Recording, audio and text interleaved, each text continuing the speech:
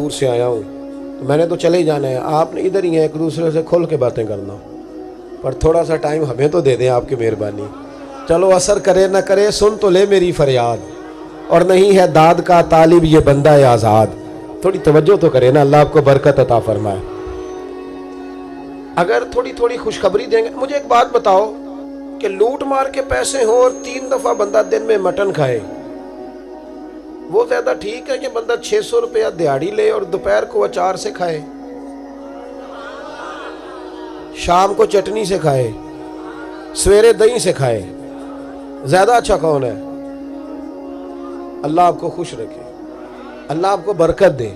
ہم نا غریب آدمی مایوس ہو جاتا ہے، اور غریب آدمی کو کہنا چاہیے میں غریب ہوں، لٹیرا تو نہیں نا، میں مزدور ہوں، میرے ہاتھوں پہ چھالے ہیں پر کسی کا خون تو نہیں نا میرے ہاتھوں کو لگا ہوا۔ اور بھائی دامان نے توکل کی یہ خوبی ہے کہ اس پر پیبند لگے ہوتے ہیں پر دھبے نہیں ہوتے۔ تھوڑا سا نا غریب آدمی کو چاہیے کہ مایوس نہ ہو، پریشان نہ ہو، پیار کرے، محبت بانٹے۔ اور آپ بھی جب کوئی بندہ غریب ہو نا تو اس کی اس طرح اشک شوئی کریں کہ اسے محسوس ہو کہ میرے ساتھ لوگ ہیں۔ جب کوئی چودھری ظلم کر رہا ہوتا ہے نا تو ہم ڈر جاتے ہیں، ظلم کے پیر کوئی نہیں ہوتے۔ زابر ظالم آدمی کی کوئی پیر، ظلم کی عمر بڑی تھوڑی ہوتی ہے۔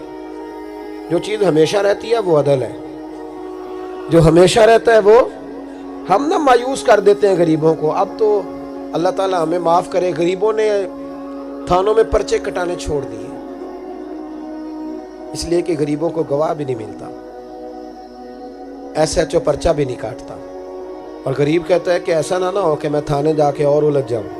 صحیح کہہ رہا ہوں میں؟ غریب تھانے جانے کو تیار ہے، یعنی 50-60 ہزار کی چوری ہو گئی تو لوگ مقدمہ ہی نہیں کراتے، وہ کہتے ہیں اس سے ڈبل تو پرچہ کٹانے پہ لگ جائیں گے۔ یہ ظلم ہے، اور یہ نقصان غریب نے غریب پر کیا ہے۔ اگر غریب تھوڑے کٹھے ہو جائیں نا، یہ جو بادشاہ بنتے ہیں نا، یہ امیروں کے بنانے سے نہیں بنتے۔ ان کو کون بناتا ہے؟ وزیر اعظم۔ تو اگر غریب کسی کو وزیر اعظم بنا سکتی ہے تو ظالم کا گریبان بھی پکڑ سکتے ہیں۔ آپ ایک دوسرے کے ساتھ کھڑا ہونا سیکھیں غربتوں میں۔ سنو، ابن اسحاق نے بھی لکھا ہے، ابن اشام نے بھی لکھا، البدایہ والنہایہ میں بھی ہے۔ کچھ تو لوگ 1-1 2-2 کر کے مسلمان ہوئے نا، کچھ قبیلوں کے قبیلے مسلمان ہوئے۔ بنو عراش ایک قبیلہ تھا، اس کا ایک شخص مسلمان ہوا، پھر سارا قبیلہ مسلمان ہوا۔ وہ کہتا ہے میں نا مکہ مکرمہ آیا، یہ وہ دور تھا جب نبی پاک علیہ السلام نے ابھی اعلان نبوت فرمایا تھا، اور وہ اسلام پر غربتوں کے دن تھے۔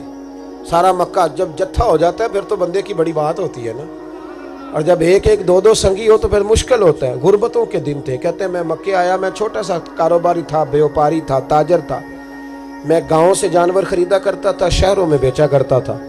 کہتے ہیں میں نے نا 2 اونٹ یا 2 گھوڑے، مختلف کتب میں مختلف لفظ ملتے ہیں، کہتے ہیں وہ 2 اونٹ میں گاؤں سے لایا، مکے میں نے بیچنے تھے۔ جب میں مکے پہنچا تو پہلی ملاقات ہی ابو جال سے ہو گئی۔ مجھے کہنے لگا یہاں ایک شخص نے دعویٰ کیا نبوت کا، اس کے قریب نہیں جانا۔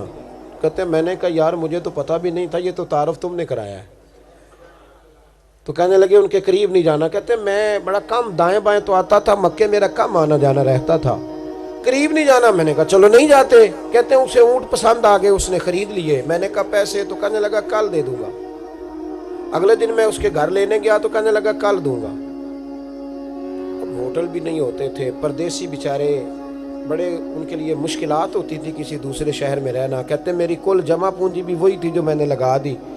تیسرے دن میں گیا تو میں نے کہا یار میرے پیسے دے، میں غریب آدمی ہوں اور میرے تو بچے انتظار کر رہے ہیں اور میں سڑک پہ سو کے وقت گزارتا ہوں، میرے پیسے دے میں جاؤں۔ کہتے ہیں میں نے دبا کے بات کی تو ابو جہل کہنے لگا جا دوڑ جا، جہاں سے ملتے ہیں لے لے۔ کہتے ہیں پردیس تھا، انشاءاللہ پردیسی کوئی بھی نہ تھی بھی، ککھ جنا تو پارے۔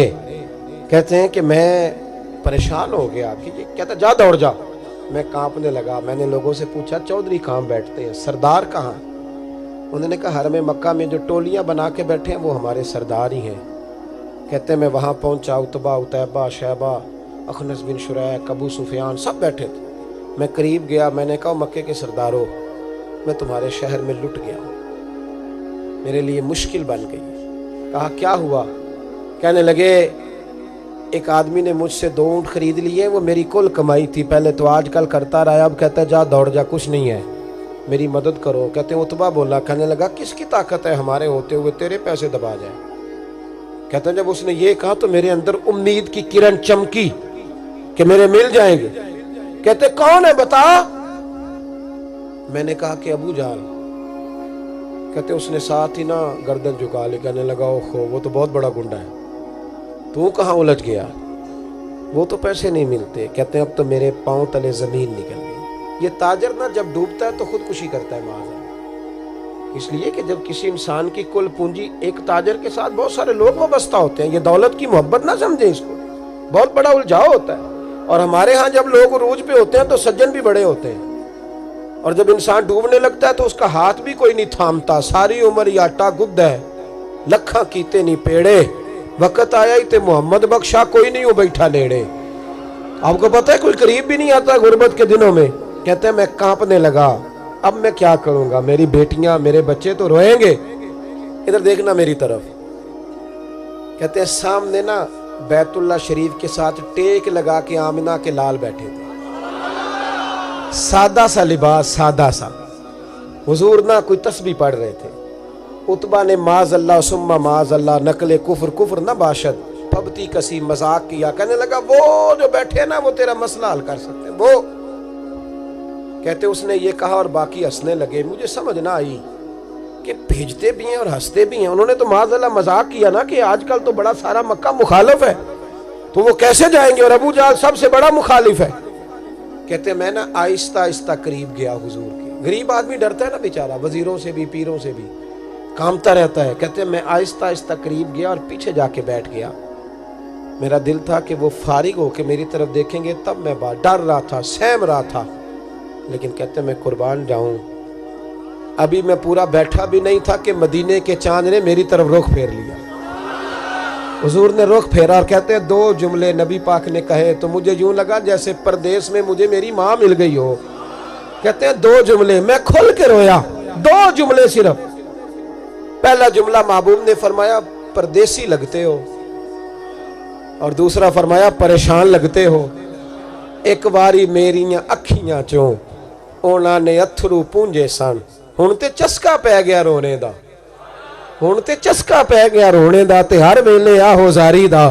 کہتے ہیں نبی کریم علیہ السلام نے جب پوچھا تو میں رویا. میں نے کہا محبوبہ میں آپ کو جانتا تو نہیں, پر پردیس میں لٹ گیا ہوں. کہتے ہیں میں رونے لگا تو حضور نے فرمایا چپ کر, رونے کی بات نہیں. میرے کاندھے پہ تھپکی دی, فرمایا پریشان نہ ہو. پہلا ہی جملہ, پوچھا بھی نہیں کام کیا ہے, یہ بھی نہیں بتایا مسئلہ کیا ہے. محبوب فرمانے لگے چپ کر, آنسو پوچھ لے, جیسے تو کہے گا نا ویسے ہی ہو جائے گا. وہ بریلی کے امام بولے اور فرمانے لگے غم زدوں کو رضا مجدہ دیجئے کہ ہے, غم زدوں کو رضا مجدہ دیجئے کہ ہے, بے کسوں کا سہارا ہمارا نبی, سب سے اولا ہو آلہ ہمارا, سب سے بالا ہو آلہ ہمارا نبی. کہتے ہیں نبی کریم علیہ السلام نے فرمایا جیسے تو کہے گا ویسے ہی. کہتے ہیں پھر حضور نا میرا بازو پکڑا اور گھر لائے. تعلق نہیں پوچھا, رشتہ نہیں پوچھا, کام نہیں پوچھا. پھر حضور نے مجھے چٹائی پہ بٹھایا. میں کئی دنوں کا بھوکا تھا.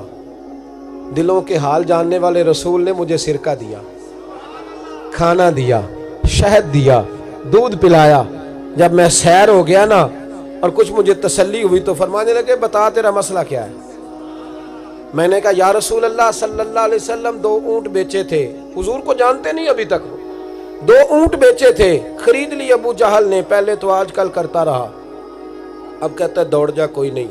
حضور پردیس میں لٹ گیا ہوں, سرداروں کے پاس گیا ہوں تو وہ کہتے ہیں وہ تو سب سے بڑا گنڈا ہے, وہ تو نہیں دے گا.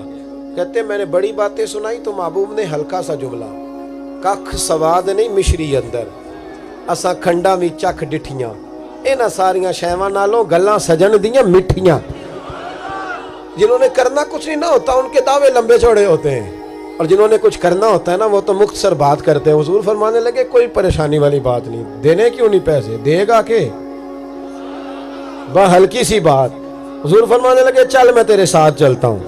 یہ کونسلر صاحب کبھی رکا بھی لکھ دیں تو ان کی مہربانی, اور ٹیلی فون کر دیں تو پھر تو وہ کہتے ہیں 3 سال کا احسان تیرے اوپر چڑھ گیا ہے. کہ میں نے پورا ہی فون کر دیا تیرے نام کا. حالانکہ جب ووٹ لینے آئے تھے تو کہتے تھے میں قوم کا خادم ہوں. اور پھر یہ قوم کا غریب آدمی دروازے پہ جا کے بیٹھتا ہے تو پتہ چلتا ہے چودھری صاحب ٹوتھ پیسٹ کر رہے ہیں. پھر پتہ چلتا ہے بریڈ ٹھنڈا ہو گیا تھا تو گرم ہونے گیا. پھر پتہ چلتا ہے کہ گاڑی باہر آ کے پوچھتے ہیں گڈی کرائی یا. شرم کرو، شرم کرو. وارث شاہ مان کری نہ وارثانہ، رب بے وارثہ کر کے مار دیں. اگر اللہ نے تمہیں اعزاز دیا تو غریبوں کو رول کے مارو گے؟ شرم نہیں آتی؟